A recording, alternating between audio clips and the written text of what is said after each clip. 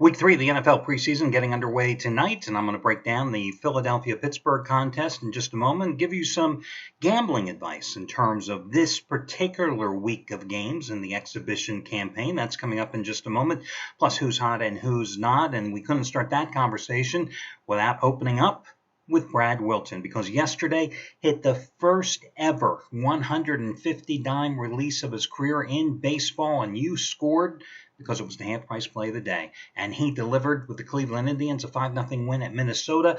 $10 baseball bettors now up $10,680 since last season, and $10 bettors in all sports up over $14,800 since July of last year following Brad Wilton. So props going out to him. Listen, today, the big half-price play of the day, turning to Anthony Red, who is a perfect 2-0 with 75-dime NFL releases so far this preseason, and they have been his biggest releases so far. Today, 75-dime NFL winner number 12 out of 15, and third straight this preseason. That's 12 out of 15 going back to last year, and third straight this preseason. Your Steelers-Eagles side.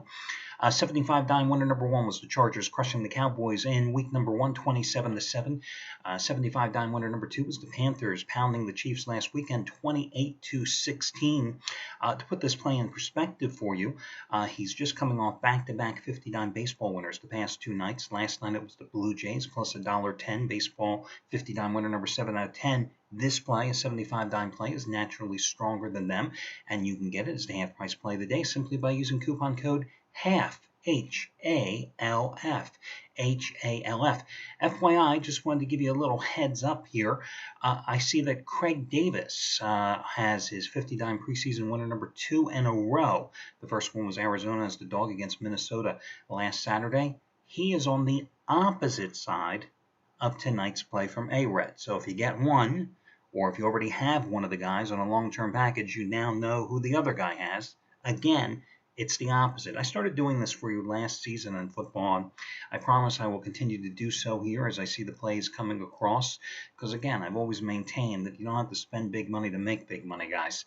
So anyway, he's the half-price play of the day. Should we talk about Jeff Benton again today? Why not? I mean, I don't want to hear it if you haven't made a huge amount of money with this incredible run that Jeff Benton is on. Today he's going for winning day number 20 out of 24. Today he's got 50-dime winner number 12 out of 13. And the last 9 of those plays, you've gotten at savings of $85 or more over the past month. In fact, you've gotten 16 winners from Jeff at huge discounted prices of at least $85 over the past month. 16 of them. Oh, and by the way, you're going to get another one today. 50-dime winner number 12 out of 13. NL lock total Braves Reds over under. You save $85. Coupon code JEFF14, J-E-F-F, and the number 14. $10 bettors are now up $17,750 since April. If you're watching this video early bankroll builder game of the year going from Matt Rivers today. There's a slew of afternoon games today. One of them is his top-rated 5,000 star play. Now, 2 Thursdays ago, he just hit his 5,000 star preseason. 500,000 star preseason opening game of the year with the Washington Redskins crushing the New England Patriots. It was around 23-6. This play is as strong as that one. That one you got as the half-price play of the day 2 Thursdays ago, but today you do better. You get this one for just $19 by using coupon code Rivers19. Rivers19. FYI, I think Chris Jordan, sometime here by our deadline, which is 2 o'clock Eastern time here for the handicappers at the site, is going to have a play on the NFL total tonight for the Steelers and the Eagles. It's going to be a discounted play. I don't have any of the details other than that.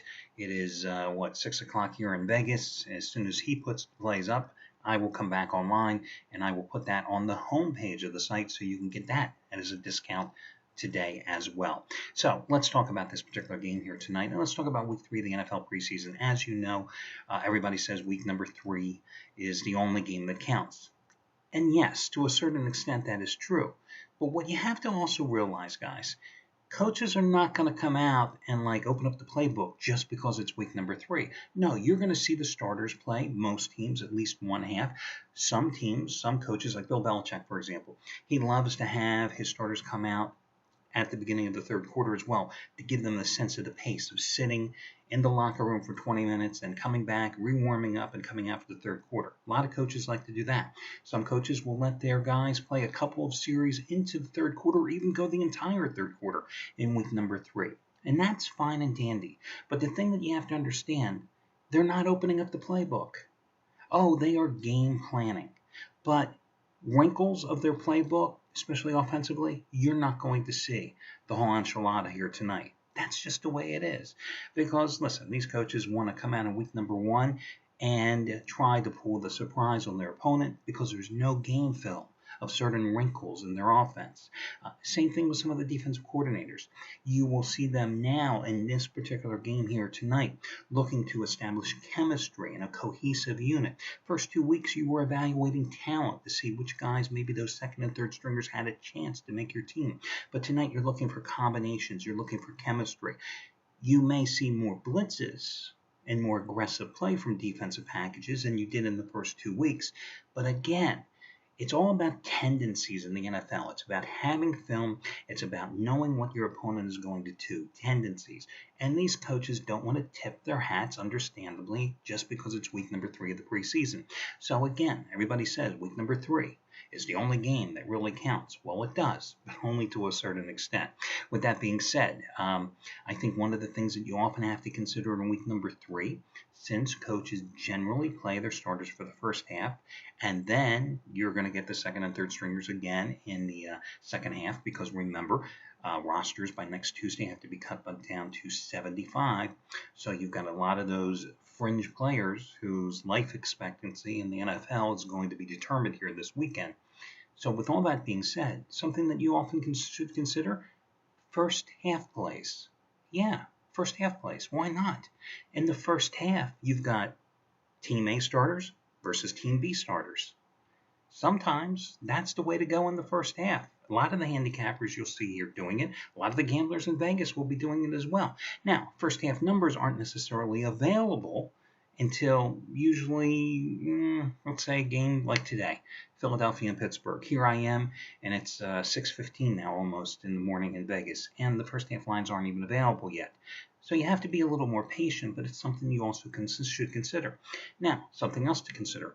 When you're betting the game, let's say you're just taking a pass on the first half, look at the backup quarterback situation. I'm going to talk about that here, throughout the weekend for various games. Consider who is playing second and third string quarterback, because ultimately, if you need some points scored, if you need to maintain that lead, if you're on the chalk, well, you better make sure that you have some pretty good quarterbacking and leading your second and third stringers out there offensively. Okay, let's talk about this particular game here tonight. You've got Philadelphia as a 3.5-point favorite. Now, the total in this contest is pretty high. It's sitting at 50. And I understand why the price is that high. I mean, listen, everybody expects the Eagles to come out just like last year with that high-powered attack. And it's not even so much high-powered. It's the up-tempo, fast-paced attack. And they expect them to put tons of points on the board, which they could. But again, I don't think you're going to see Chip Kelly unveil everything here tonight. Oh, sure, the Eagles are expected to have their starting wide receivers all on the field at one time tonight. Jeremy Maclin, who's seen limited action after missing last week with the torn ACL. Riley Cooper, who has missed the first 2 preseason games because of foot injury. And the anticipated slot receiver, the rookie out of Vanderbilt, their second-round pick, Matthews. So you're expected to see them all on the field at one time. And I'm sure Shady McCoy and Darren Sproles are going to get more touches as well. But that doesn't mean the Eagles are necessarily going to come out here and put 35 points on the board against the Steelers, even though the Steelers have some major defensive flaws. At the same time, you've seen an Eagles team that last week got absolutely shredded by Tom Brady. I mean, their secondary still sucks, okay?